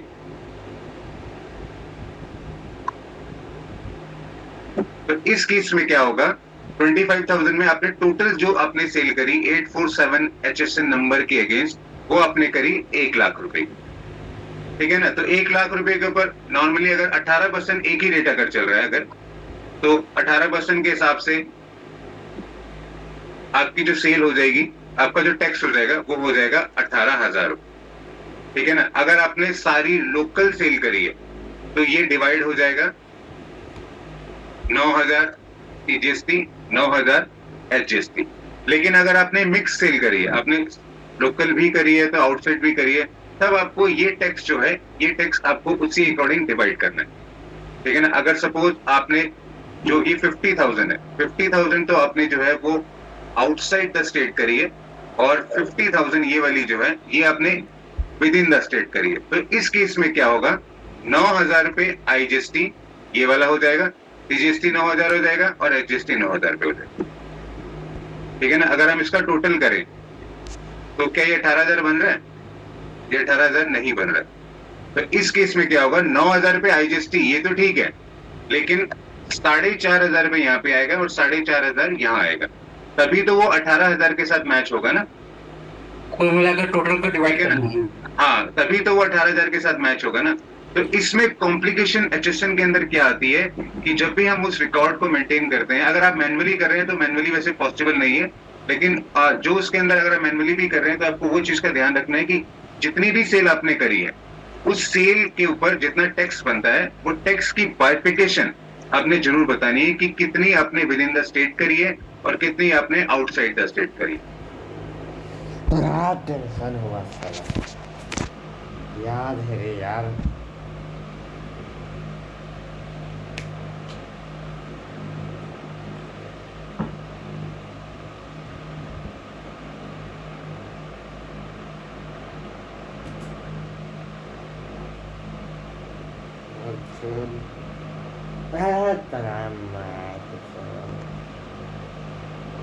ठीक है। अब हम आ जाते हैं इसके अंदर भरने। HSN में हमने भरना है जैसे 8471 हम यहाँ पे लिख देंगे। यहाँ पे HSN की बहुत लंबी लिस्ट निकल आती है, तो आप उस HSN को पहले एक बार चेक कर लेंगे कि जिस HSN जो भी आप जिसमें काम कर रहे हैं वो बाकी वो वाला HSN है भी या नहीं, कहीं और कोई HSN में तो नहीं आप डाल देंगे। ठीक है। सपोज अगर हम फर्स्ट वाला ले लेते हैं, इसमें डिस्क्रिप्शन अगर अपने बता सकते हैं तो बता दीजिएगा। हम अगर बता रहे हैं कंप्यूटर, ठीक है, इसमें फिर है UQC का मतलब होता है कि ये जो प्रोडक्ट है आपका, ये प्रोडक्ट किस में मेजर होता है, यानी कि ये पीसेस में आता है, मेजर होता है, या फिर नंबर ऑफ NOC जो होता है उसके अंदर होता है, बैग्स में होता है, लीटर में होता है, इंचेस में होता है। तो ये आपने जरूर बताना है। तो यहाँ पे अगर आप देखेंगे यहाँ पे सारी चीजें हैं, बैग्स, बंडल्स, ड्रम्स, डजन्स। तो यहाँ पे जिसमें भी होता है आपने उस पीस के अंदर इसको बता देना कि ये पीसेस में हम लोग मेजर करते हैं और पीसेस के अकॉर्डिंग हम लोग बेचते हैं। फिर यहाँ पे आएगा टोटल क्वांटिटी। ठीक है ना। ये टोटल क्वांटिटी जो है ये थोड़ा सा मुश्किल हो जाता है। यहाँ पे हमने सेल तो करी है, ठीक है ना, लेकिन यहाँ पे टोटल क्वांटिटी कितनी सेल करी है वो आप कैसे पता लगाओगे? वो तो आपको एक एक इनवॉइस जो है वो चेक करना है।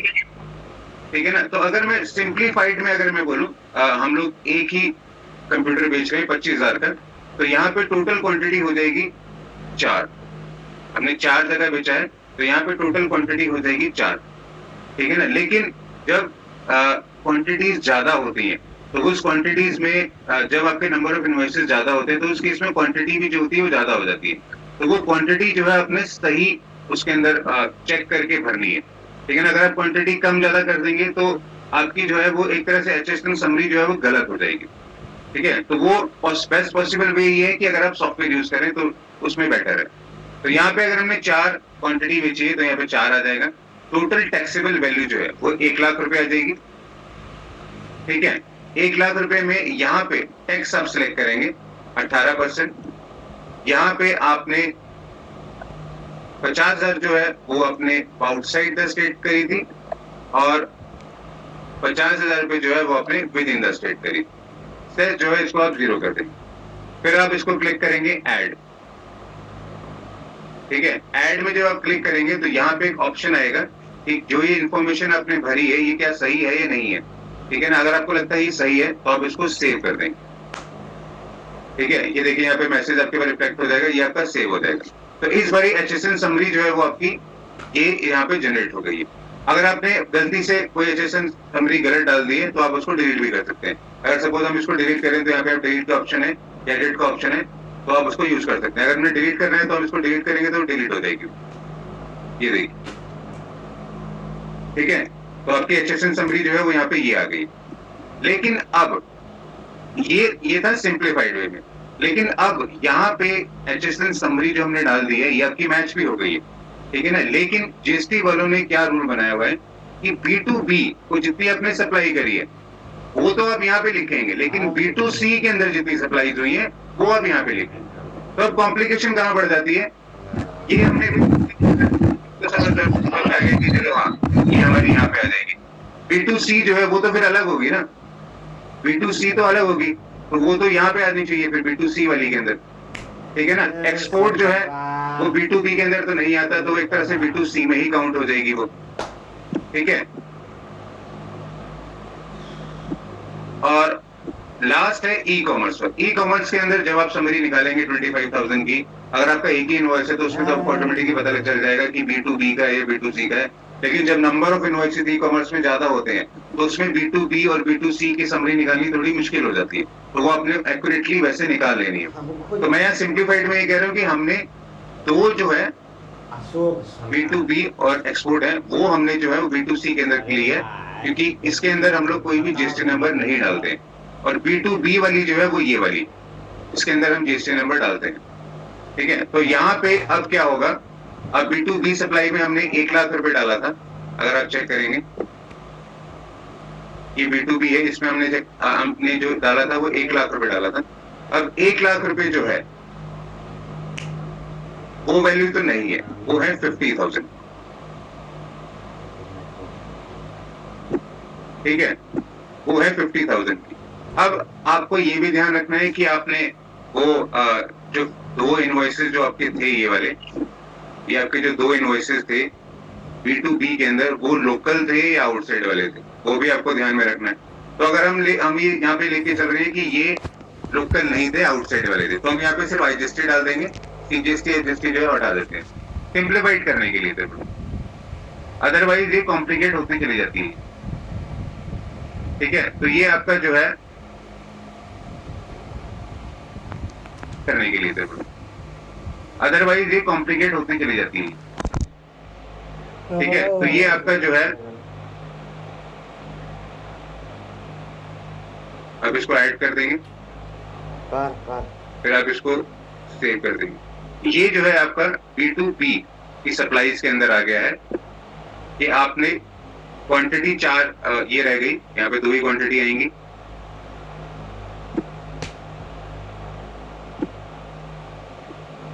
ऐड कर देंगे, सेव कर देंगे। आपने 2 क्वांटिटी बेची है, ठीक है, B2B के अंदर, और वो सारी आउटसाइड द स्टेट बेची है। तो ये आपकी जो है HSN समरी जो है यहाँ पे रिकॉर्ड हो चुकी है। और आपने 2 क्वांटिटी जो बेची है वो B2C के अंदर बेची है, तो वो हम यहाँ पे रिकॉर्ड कर देंगे। तो यहाँ पे आपका सेम वही आ जाएगा 8471। डिस्क्रिप्शन में हम कंप्यूटर डाल देंगे। ठीक है, क्वांटिटी जो है वो पीसेस में आ जाएगी। Total quantity 2, taxable value 50,000। ये जो है इस वाली लोकल ही है, IGST वाली नहीं है। तो यहाँ पे जो है आपका 4,500 यहाँ आ जाएगा और 4,500 यहाँ टेस्ट में जो है वो 0 हो जाएगा, ऐड कर देंगे। ऐड करने के बाद ये पूछेगा, ओके रेट बताना था यहाँ पे 18% ये। ऐड करने के बाद ये पूछेगा सेव करना है नहीं, अगर ठीक है सब कुछ आपको ठीक लगता है तो आप इसको सेव कर दीजिए। ठीक है, तो आपकी जो है ये B2C की जो समरी है वो भी आपकी यहाँ पे ऐड हो गई। तो अगर हम पूरा चेक करें B2B और B2C को, तो टोटल सेल जो हमारी हुई है वो 1 लाख रुपए की। अगर आपको यहाँ पे थोड़ा सा अगर देखने में अगर आपको नहीं पता लग पा रहा तो आप क्या कर सकते हैं, आप जनरेट समरी करिए। जनरेट समरी में रेडी टू फाइल आ जाएगा, प्रोसीड टू फाइल समरी में जाएंगे। यहाँ पे लास्ट में HSN वाइज डिटेल आती है, ये HSN वाइज समरी डिटेल जो है वो आती है। यहाँ पे HSN वाइज समरी जो है वो दिख रही है कि आप B2B के अंदर आपने इतनी सेल्स करी है और B2C के अंदर आपने इतनी सेल्स करी। तो देखिए अगर सिंप्लीफाइड अगर हम देखें तो B2B में अगर आपने इतनी सेल करी है तो B2B के इतने ही इनवॉइस आपके बाकी कॉलम्स में भी डले ही होंगे, चाहे वो 4th वाला कॉलम है, चाहे वो अगर ई-कॉमर्स वाला है, तो वो अगर चाहे वो और कोई है तो उसके अंदर आपके इतने ही अमाउंट के इनवॉइस डले होंगे। इससे ज्यादा अमाउंट के नहीं डले होंगे या इससे कम अमाउंट के नहीं डले होंगे, क्योंकि अगर वो दोनों मैच नहीं हुए तो इट मींस आपने HSN समरी जो है गलत बनाई।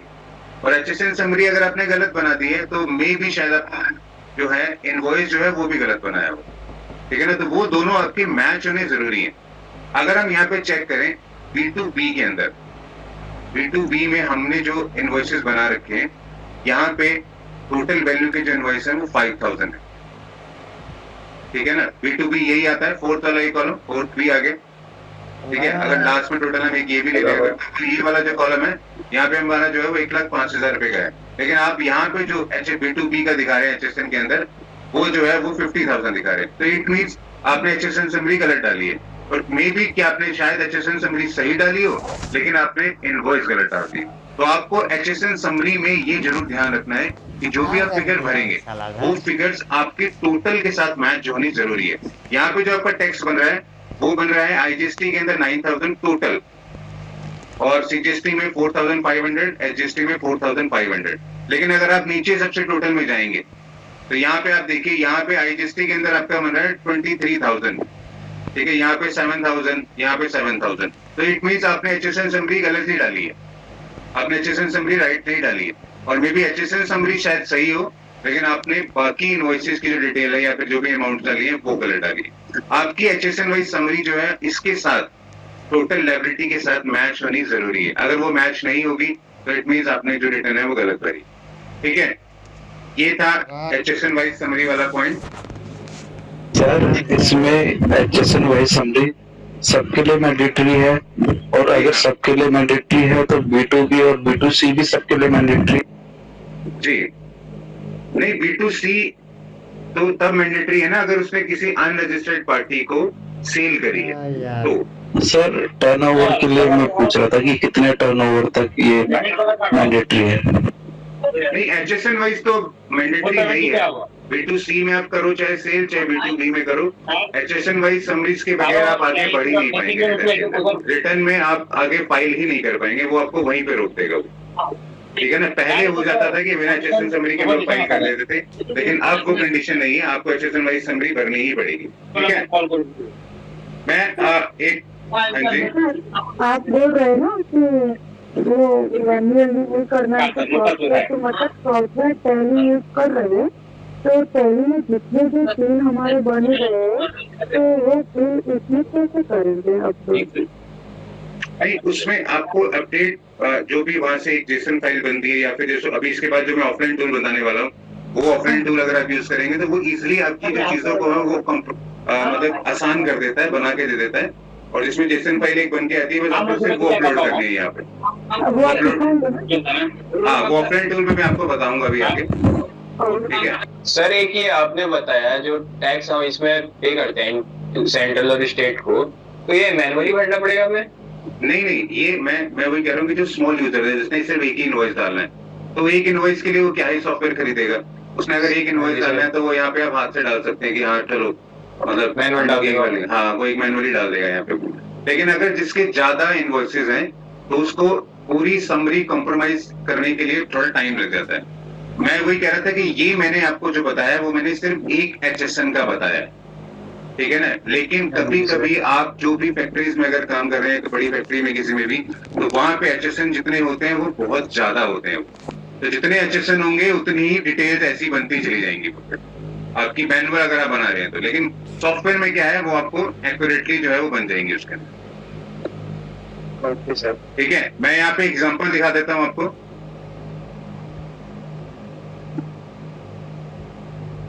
ये था एक HSN वाली बात,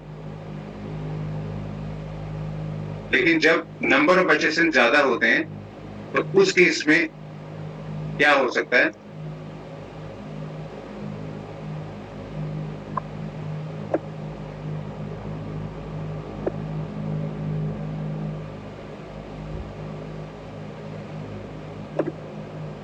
यहाँ पे हम रिटर्न में जाएंगे। पहले जुलाई हम सिलेक्ट कर लेते हैं, लास्ट जो भी जुलाई फाइल हुई है GSTR 1। अगर आप यहाँ पे चेक करेंगे, यहाँ पे 48 इनवॉइसेस हैं, ठीक है ना। और यहाँ पे अगर आप चेक करेंगे तो 8 क्रेडिट नोट्स भी हैं, ठीक है। तो क्रेडिट नोट को मैं बता देना चाहता हूँ, अगर आपका HSN वाइज समरी में कोई क्रेडिट नोट बन गया, एक भी क्रेडिट नोट बन गया, तो आपकी वैल्यू 1 लाख नहीं रहेगी, फिर वो लेस हो जाएगी। फिर मे बी सपोज अगर एक कम हो गया, कोई भी सपोज एक्सपोर्ट वाला कम हो गया, तो यहाँ पे आपकी वैल्यू 1 लाख नहीं रहेगी, फिर आपकी रहेगी 75,000 टैक्सेबल वैल्यू। तो क्वांटिटी भी आपकी जो है वो 3 हो जाएगी फिर यहाँ पे, ठीक है ना। और आपका टैक्स जो है वो भी यहाँ पे कम हो जाएगा उसके अकॉर्डिंग, ठीक है। तो ये चीज आपको ध्यान में रखनी है कि HSN वाइज समरी बनाना बहुत मुश्किल होता है, लेकिन आप अगर सॉफ्टवेयर यूज कर रहे हैं तो उसमें इजिली आप उस चीज को टच कर सकते हैं। यहाँ पे मैं आपको दिखा देता हूँ, 48 इनवॉइसेस हैं, 8 क्रेडिट नोट्स हैं, लेकिन HSN कितने हैं यहाँ पे। अगर हम HSN की हम बात करें तो ये देखिए, और ये HSN जब दिख रहे हैं तो इनका मतलब ये है कि टोटल क्वांटिटीज जो यहाँ पे आ रही है वो आ रही है। अगर कोई लेस हो रही है तो वो यहाँ पे आ रही है। अगर कोई भी टैक्स किसी आउटसाइड वाला है तो वो यहाँ पे दिखाई दे रहा है, विद इन द स्टेट वाला है तो वो यहाँ पे दिखाई दे रहा है। ये सारी डिटेल जो है जब हम भरते हैं तो ये सारी डिटेल HSN वाइज जो है वो मैच हो रही है टोटल इनवॉइस और क्रेडिट नोट्स के साथ। अगर आपको वो चेक करना है तो मैं वो यहाँ दिखा देता हूँ। अगर व्यू समरी में हम जाएं, व्यू समरी में हम सबसे लास्ट में चले जाते हैं पहले। यहाँ पे अगर आप चेक करें, आपकी टोटल लायबिलिटी जो आ रही है वो आ रही है 179 IGST के अंदर, 238 जो है वो CGST है और 238 जो है वो HST है। तो अगर हम HSN के अंदर जाएं तो ये देखिए HSN वाइज समरी में सारी B2B की सेल है। तो यहाँ पे भी जो समरी आई है वो आई है 179 IGST के अंदर, 238 CGST में, 238 HST के अंदर। टोटल सेल वैल्यू भी यहाँ पे ऑलमोस्ट मैच ही है, 3660 है यहाँ पे भी 3660 है। इस HSN के अंदर जो है आपके क्रेडिट नोट्स का भी इफेक्ट आ गया है। क्रेडिट नोट्स यानी कि अगर जो भी आपने सेल कम करी है या फिर कोई भी रिवर्स हुई है तो उसका इफेक्ट भी आ गया। अगर हम यहाँ पे चेक करें, देखिए ये क्रेडिट नोट्स डले हुए हैं इतने अमाउंट के, इतने अमाउंट से हमारा जो टैक्स लेस हो रहा है, टैक्सेबल वैल्यू लेस हो रही है। अगर हम यहाँ पे चेक करें B2B के अंदर तो इतने अमाउंट से हमारी जो है वो सेल बनी हुई है। तो जो भी हमारा टैक्स बनेगा वो इसमें से क्रेडिट नोट लेस करेंगे उसके अकॉर्डिंग ही बनेगा। लेकिन आपका HSN अगर उसके साथ मैच हो रहा है तो इट मीन्स आपकी जो रिटर्न है वो सही है। लेकिन अगर HSN मैच नहीं हो रहा है तो इट मीन्स आपकी रिटर्न सही नहीं है, ठीक है। यहाँ तक अगर कोई किसी का है क्वेश्चन तो पूछ सकता है HSN वाइज में। ये थोड़ा सा देखिए कॉम्प्लिकेटेड है चीज ही, लेकिन आपको जो भी चेक करके बनानी है, जो भी रिपोर्ट अपनी बनानी है, इनवॉइसेस की हो चाहे क्रेडिट नोट्स की हो, लेकिन आपने जो भी उसके अंदर आइटम्स डाली हैं उनका HSN नंबर जो है वो सही होना चाहिए, आपके बिजनेस के साथ मैच होना चाहिए, और उनकी फिगर्स जो है, उनकी टैक्सेस अमाउंट जो है, टैक्सेबल अमाउंट जो है वो भी आपकी टोटल वैल्यू के साथ मैच होनी चाहिए। अगर यहाँ पे अलग अलग HSN नंबर जाएगा तो सबको मैनुअल लेके करना पड़ेगा क्या? हाँ, सबको उसी अकॉर्डिंग करना पड़ेगा। यहाँ पे अगर आप करेंगे, हाँ जी सर इसमें सर्विस का अगर HSN डालना हो तो वो भी इसमें यही सब पुटअप हो जाएगा, जैसे ये 9988 वाला आ रहा है। अरे जाओ जी हाँ, सर्विस का अगर है तो सर्विस वाला भी जो है वो यहाँ पे पुटअप हो जाएगा। तो वो सर्विस के लिए एसएससी डालना पड़ेगा या HSN? हाँ, ये जो HSN डलता है, आप SSC डाले जो HSN डाले, लेकिन वो उसको प्रॉपर्ली अकॉर्डिंग उसके सर एक सर्विस का दिखा देंगे आपकी कैसे पुट होता है? हाँ, कंप्यूटर की अगर हम सर्विस करते हैं तो ये मैं दिखा देता हूँ, उसका जो है कंप्यूटर सर्विस SSC कोड, ठीक है, तो वो SSC कोड जो है वो 9987 है। तो अगर आप 9987 डालेंगे वहाँ पे, तो इसका मतलब ये है कि सर्विस कोड है, और जो कंप्यूटर की हम लोग सर्विस करते हैं उसके ये जो है सर्विस यूज होती है। सर एक बार GST पोर्टल पर पुट करके दिखा देंगे कैसे आएगा इसका, क्योंकि सर्विस में तो हम ना सर, क्योंकि हम सर्विस में UQC तो सर उसमें मेंशन नहीं होती है ना।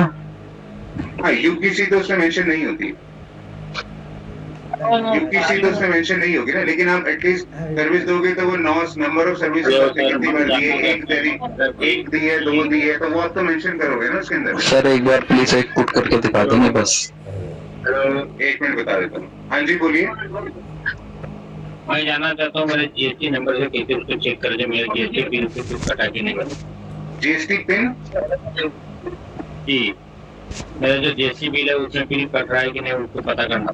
अच्छा, तो वो आपको अपनी रिटर्न के अंदर जाना होगा। वो आप अपनी रिटर्न में जाएंगे तो आपके अगेंस्ट जो है इनपुट क्रेडिट नजर आने लग जाएगा। अगर आपके अगेंस्ट इनपुट क्रेडिट नजर आ रहा है तो इट मींस आपके GST नंबर पे जो है बिल्स जो है वो कट रहे हैं, ठीक है। अगर उसमें नहीं नजर आ रहा है तो इट मींस आपके बिल्स जो है वो नहीं कट रहे हैं। मैं यहाँ दिखा देता हूँ, सपोज रिटर्न में जाएंगे, अगर अगस्त चेक करने तो अगस्त में चले जाएंगे। अगस्त में ये 2B जो है इसमें आपको पता लग जाएगा। अगर 2A में आप क्लिक करेंगे जब, तो यहाँ पे अगर कोई भी इनवॉइस आपके अगेंस्ट नहीं आ रहा है अगर, तो इट मींस है कि आपके अगेंस्ट कोई भी बिल नहीं कट रहा। अगर यहाँ पे कोई इनवॉइस दिखने लग जाएगा आपको, तो इट मींस आपके अगेंस्ट इनवॉइसेस कट रहे हैं, ठीक है। मैं ये वाला बता देता हूँ जो अभी कह रहे थे HSN की जगह अगर हम SSC हम लोग दे रहे हैं तो उसके अंदर अगर हमें डालना है अगर, तो SSC में कुछ नहीं करना है, लेकिन वहाँ पे जो आप पीसीस की जगह जो है बस नंबर ऑफ सर्विसेज जो है वो 9 सिलेक्ट कर सकते हैं। अगर हम ये सर्विस डालें यहाँ पे सपोज 9987 मेंटेनेंस रिपेयर सर्विसेज, ये ले लेते हैं फर्स्ट वाला। डिस्क्रिप्शन में अगर आपके पास है प्रॉपर तो भी बता सकते हैं।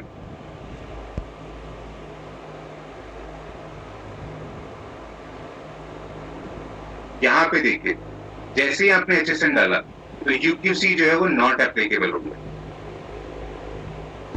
आप देख रहे हैं? जी सर, जी सर। यहाँ पे जब जैसे ही आप ये वाला HSN डालेंगे तो आपका UQC जो है वो नॉट एप्लीकेबल हो जाता है, ठीक है। लेकिन अगर आप 8471 डालेंगे यहाँ पे, सपोज मैं इसको रिमूव कर देता हूँ, 8471 में डालता हूँ अगर, तो यहाँ पे आपका UQC जो है वो ओपन हो जाता है। ओके सर, ठीक है, तो ये डिफरेंस है। ठीक है, ठीक है। और किसी का क्वेश्चन? नहीं सर। सर अमेंडमेंट इसके बाद बताएंगे आप? हाँ, अमेंडमेंट इसके बाद होगा। इसके बाद अमेंडमेंट वाला ही सेक्शन स्टार्ट होने वाला है। यहाँ तक जितना पढ़ा है, अगर किसी का कोई क्वेश्चन है तो पूछ सकता है। सर इम्पोर्टेड कोड एक बार ई-कॉमर्स का दोबारा रिपीट कर देंगे सर स्टार्टिंग से। मैं ई-कॉमर्स वाला बताया था, उन्होंने कहा था एक्सपोर्ट इनवॉइसेस वाला, एक बार उनको बता दो पहले में। आप क्या कह रहे हैं कि अगर विदाउट टैक्सेस वाला या with payment tax? With payment tax पे हमने जो पेमेंट किया है उसको हम क्लेम कैसे करेंगे, कहाँ से करेंगे? वो क्लेम मैं वही कह रहा हूँ, वो क्लेम आप क्या करेंगे कि आपको पहले डिपार्टमेंट में जाना होगा। डिपार्टमेंट में जाके आपको वहां से एक फॉर्म मिलेगा, ठीक है ना। वो फॉर्म में वो सारी जो भी है आपको पहले फॉर्म फिलअप करना पड़ेगा कि हम लोग एक्सपोर्ट करते हैं और ये वाली जो हम लोग की चीजें जो है वो एक्सपोर्ट होती हैं। तो वो फॉर्म सबमिट करने के बाद वो आपकी जो है ऑथेंटिकेशन ले लेंगे, तब वो आपको एक लिस्ट देंगे जो आपने एक फाइल बनानी है। एक फाइल आपको वहाँ पे डिपार्टमेंट में सबमिट करनी पड़ेगी। वो फाइल जो आपने बनानी है वो लिस्ट उनकी लिस्ट के अकॉर्डिंग बनानी है। तो बेसिकली जो जो चीजें उसके अंदर चाहिए होती है मैं बता देता हूँ। जो आपके एक्सपोर्ट के इनवॉइसेस हो गए वो हो जाएंगे उसके अंदर, बिल ऑफ एंट्री जो है वो हो जाएंगे उसके अंदर, आपका पोर्ट कोड जो है वो हो जाएंगे, फ्रेट जो आपने यूज करा है वहां से वहां तक का वो हो जाएगा, पेमेंट जो है आपके पास कैसे आई है बैंक की स्टेटमेंट जो है वो आपको दिखानी पड़ेगी, आपका माल वहां पे डिलीवर हुआ है नहीं हुआ है तो वो वाली जो रिसिप्ट की कोई डिटेल है कुछ भी, तो वो आपको वहाँ पे दिखानी पड़ेगी। और अगर उसके अलावा कोई अगर उन्होंने एक्स्ट्रा डॉक्यूमेंट कोई मांगा तो वो भी आपको वहाँ पे सबमिट करना पड़ेगा। और लास्ट में रिटर्न जो आपने भरी है 6 महीने की या 7 महीने की, जब इतनी भरी है वो उनकी कॉपियां भी जो है उस फाइल के अंदर अटैच करके वो आपको दिखानी पड़ेगी। तब वो फाइल को वो अप्रूव करेंगे, तब वो जो आपका जो पैसा है तब आपके अकाउंट के अंदर आएगा। तो मैनुअल होगा क्या सर, वो इसमें नहीं होगा? हाँ, वो मैनुअल होगा, वो इसमें नहीं होगा। अच्छा, वो इसमें नहीं तो होगा। जो फॉर्म देंगे, तो जो वो फॉर्म देते हैं उस फॉर्म में हमको टोटल बेनिफिट करनी रहती है, तो बिल वाइज के तो उसको दिखाएंगे नहीं। तो वो अलग से अटैच करना है ना आपको, वो तो पूरी एक कॉपी आपको, हार्ड कॉपी आपको उसमें लगा के देनी है फाइल के अंदर। आपको कोई सॉफ्ट कॉपी नहीं देनी है, आपको हार्ड कॉपी बना के देनी है। एक इनवॉइसेस की आपको फोटो स्टेट लगानी है, एक बिल ऑफ एंट्री की आपको फोटो स्टेट लगानी है, या फिर ओरिजिनल है तो ओरिजिनल लगानी है। ठीक है, तो वो कंडीशन करने का प्रोसीजर करें तो नहीं, पोर्टल से नहीं होता, पोर्टल से नहीं होता है। और किसी भी क्वेश्चन पे पूछ सकते हैं। मैं पूछना चाहता हूँ सर, मेरा जीएसटी नंबर में हमको गाड़ी का टायर खरीद सकते हैं कि नहीं, मेरा हार्डवेयर का शॉप। जीएसटी में टायर वगैरह आप तब खरीद सकते हैं जब आपने अपने जीएसटी नंबर पे कोई कार ले रखी है जैसे, या फिर कोई भी ट्रक ले रखा है अपने जीएसटी नंबर के लिए, जीएसटी नंबर के ऊपर, तो तब वो जो चीजें हैं वो आपके रिपेयर एंड मेंटेनेंस में जो है वो उसमें आप डाल सकते हैं। अदरवाइज आप पर्सनल जो अगर चीजों को आप चला रहे हैं अपने बिजनेस के लिए, तो उसकी रिपेयर एंड मेंटेनेंस जो है उसके अगेंस्ट जो भी आप रिपेयर करवा रहे हैं तो वो आप उसमें नहीं डाल सकते। मतलब जैसे हम बिजनेस जैसे अपना वेब डेवलपमेंट का है, ठीक है सर, तो जैसे मोबाइल वगैरह करते हैं तो सारी चीज खरीद सकते हैं, उसमें नहीं कर सकते? हाँ, मोबाइल वगैरह आप दिखा सकते हैं कि मोबाइल जो है हमने खरीदा, लेकिन आपको मोबाइल का बिल जो बनवाना पड़ेगा वो जीएसटी नंबर का बनवाना पड़ेगा। हाँ, ये बिजनेस के लिए हमने खरीदा, पर्सनल का नहीं बनवाना होगा। सर HSN समरी में हमारे क्रेडिट नोट का जो भी वो रहेगा वो लेस करके दिखाना होगा ना सर? हाँ, वो लेस करके दिखाना है, क्वांटिटी वगैरह हमें लेस कर, हाँ वो लेस करके दिखाना है। एक्सेल में वही दिखा सकते हैं जो हम खुद सेल करते हैं, या कुछ ऐसा भी है कि उसमें ऐड भी कर सकते हैं एक्स्ट्रा? नहीं, जो आप सेल करते हैं तो जब आपने जीएसटी नंबर अप्लाई करा होगा तो जीएसटी नंबर में आपने वो लिखा होगा ना कि हम ये वाला बिजनेस के लिए जीएसटी अप्लाई कर रहे हैं, और जैसे नंबर आपने दिया होगा ना तो आप सिर्फ वही सेल कर सकते हैं, कोई एक्स्ट्रा सेल नहीं कर सकते हैं। अगर आपको एक्स्ट्रा सेल करनी है तो आपको अपना जीएसटी सर्टिफिकेट जो है वो एडिट करवाना पड़ेगा। अच्छा, आपको एडिशन उसके अंदर करवानी होगी कि अब हम ये वाला काम भी करना चाहते हैं जीएसटी नंबर के ऊपर, तब वो एडिशन जब हो जाएगी उसके अंदर, तब जो है वो सारी चीजें जो है आप कर सकते हैं, तब उसको सेल कर सकते हैं। सर मेरा एक क्वेश्चन था, जैसे अगर हम फ्लिपकार्ट से 1 लाख रुपए की सेल कर रहे हैं, जिसमें से हम 50,000 की सेल कर रहे हैं B2B, 2 रजिस्टर्ड पर्सन्स को हम सेल कर रहे हैं 25,000 के, तो जब हम अपनी B2B की डिटेल्स फिल करेंगे फर्स्ट वाले कॉलम में, तो उसमें हम फ्लिपकार्ट की डिटेल्स वहाँ पे फिल करते हैं, या फिर जो रजिस्टर्ड सप्लायर्स होते हैं उनकी डिटेल्स फिल करते हैं? जो रजिस्टर्ड सप्लायर्स है उनकी डिटेल आपने यहाँ पे फिल करनी है, उनकी डिटेल आपने यहाँ पे फिल करनी है, लेकिन आपको यहाँ बता देना है कि ये जो सेल है वो ई-कॉमर्स के थ्रू हुई। अच्छा, एक क्वेश्चन, तो पूरी 1 लाख की एक साथ होगी ना, B2B और B2C इंक्लूडेड? हाँ सर वही पूछ रहा हूँ, जैसे बड़े बड़े जैसे मार्ट वगैरह जो रहते हैं, ठीक है, जैसे डी मार्ट वगैरह, तो उनके पास बहुत सारे प्रोडक्ट रहते हैं, तो वो लोग क्या है जैसे सबके लिए स्पेशल लिए जाते हैं, कैसा होता है वो? बिल्कुल, हाँ वो तो सारा कुछ दिया जाता है, सॉफ्टवेयर उनके लिए इसलिए तो बनाए गए हैं। नहीं, HSN कोड के लिए बोल रहा मैं। हाँ, HSN कोड वाइज सारी डिटेल्स उनके सॉफ्टवेयर के अंदर ही वो फिलअप होती है। वो आप उसके अंदर कुछ भी कर नहीं सकते कि हाँ नहीं हम लोग कुछ नहीं करेंगे, ऐसा है हम लोग कोई मेंटेन नहीं करेंगे। वो सारी जैसे जीएसटी रजिस्ट्रेशन करते समय सभी प्रोडक्ट का मतलब HSN कोड नंबर एक एक करके करना? जी। अगर आप कोई भी मॉल में जाते हैं तो आपने देखा होगा उनके पास एक स्कैनर सा होता है जो पीछे से पहले प्राइस को सर वो क्वेश्चन ये पूछ रहे हैं कि जब हम रजिस्ट्रेशन करते हैं तो उसमें HSN के हमारे 5 ही HSN फिल होते हैं, पर ये जो बड़े बड़े मॉल होते हैं ये सभी आइटम में डील करते हैं, तो वो कैसे? एडिशन में नहीं, जिसके एडिशन में आप लमसम जो आपका प्रोडक्ट्स जो आते हैं जैसे कंज्यूमर प्रोडक्ट्स हैं या फिर आपके वो मैन्युफैक्चरिंग प्रोडक्ट्स हैं, तो वो आप उसके अंदर डाल सकते हैं। एक लमसम जो आपका HSN नंबर होता है वो आप डाल सकते हैं। अगर कोई बेसिक बताना है तो वो बेसिक बता सकते हैं। और मेरा एक क्वेश्चन है सर, जैसे मेरा रेगुलर रजिस्ट्रेशन है, उसमें हम अनरजिस्टर्ड पार्टी को बिल काट सकते हैं, काटेंगे तो एक बार में कितना बिल काट सकते हैं? खाली पैसे जितने मर्जी आप काटिए, उसमें कोई वो नहीं है। यार साहब दूसरे के हाँ, तो आप जितनी मर्जी काटिए, अगर आपकी सेल हुई है तो आप दिखा सकते हैं, जितनी मर्जी सेल करिए। जिसका रजिस्ट्रेशन नहीं है, हाँ हाँ, इसका रजिस्ट्रेशन नहीं है, उसके जितनी मर्जी सेल काटिए। 50,000 नहीं, जितनी मर्जी आप उसमें सेल दिखा सकते हैं, मैं ये कह रहा हूँ। और इसमें कोई प्रॉब्लम नहीं है ना, किसी का 99,000 नहीं नहीं, उसमें कोई प्रॉब्लम नहीं। बस आपकी जो इनवॉइसेज जो है वो बने होने चाहिए। हाँ जी, इसमें ई-वे बिल तो इशू नहीं होगा सर?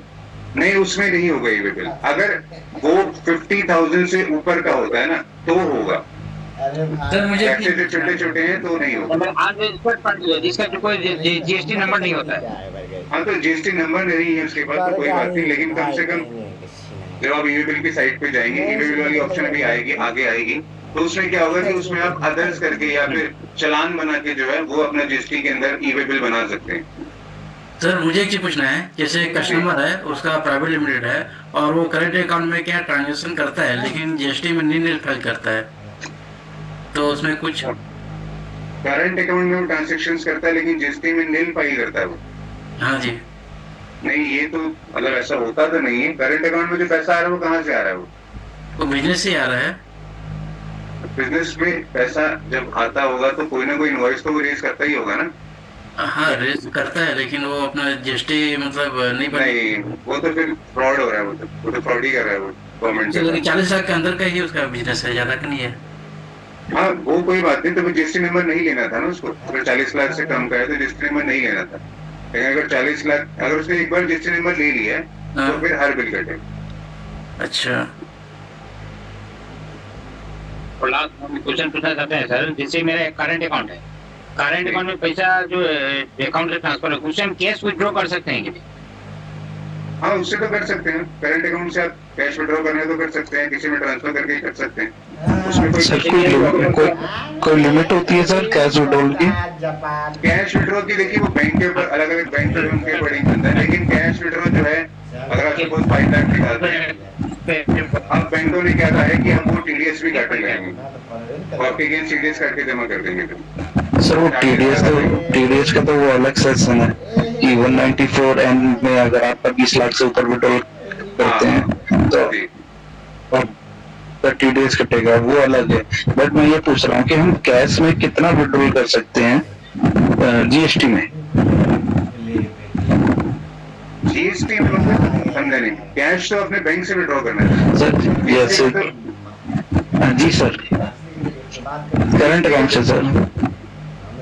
करंट अकाउंट से आपके जितने पैसे हैं वो सारे विड्रॉ कर सकते हैं कैश में। कोई लिमिट वाला तो नहीं होता ना कि सर इतना ही आप कैश दिखा सकते हैं?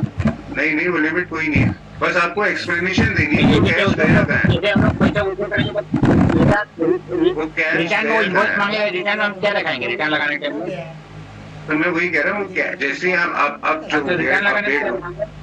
अब जो अपडेट हो गए, मैं वही कह रहा हूँ कि जैसे आप कैश निकालते हैं ना, चाहे आप सेविंग से निकालें चाहे आप करंट अकाउंट से निकालें, आपके इनकम टैक्स पोर्टल पे वो रिकॉर्ड ऑटोमेटिकली अपडेट हो जाता है।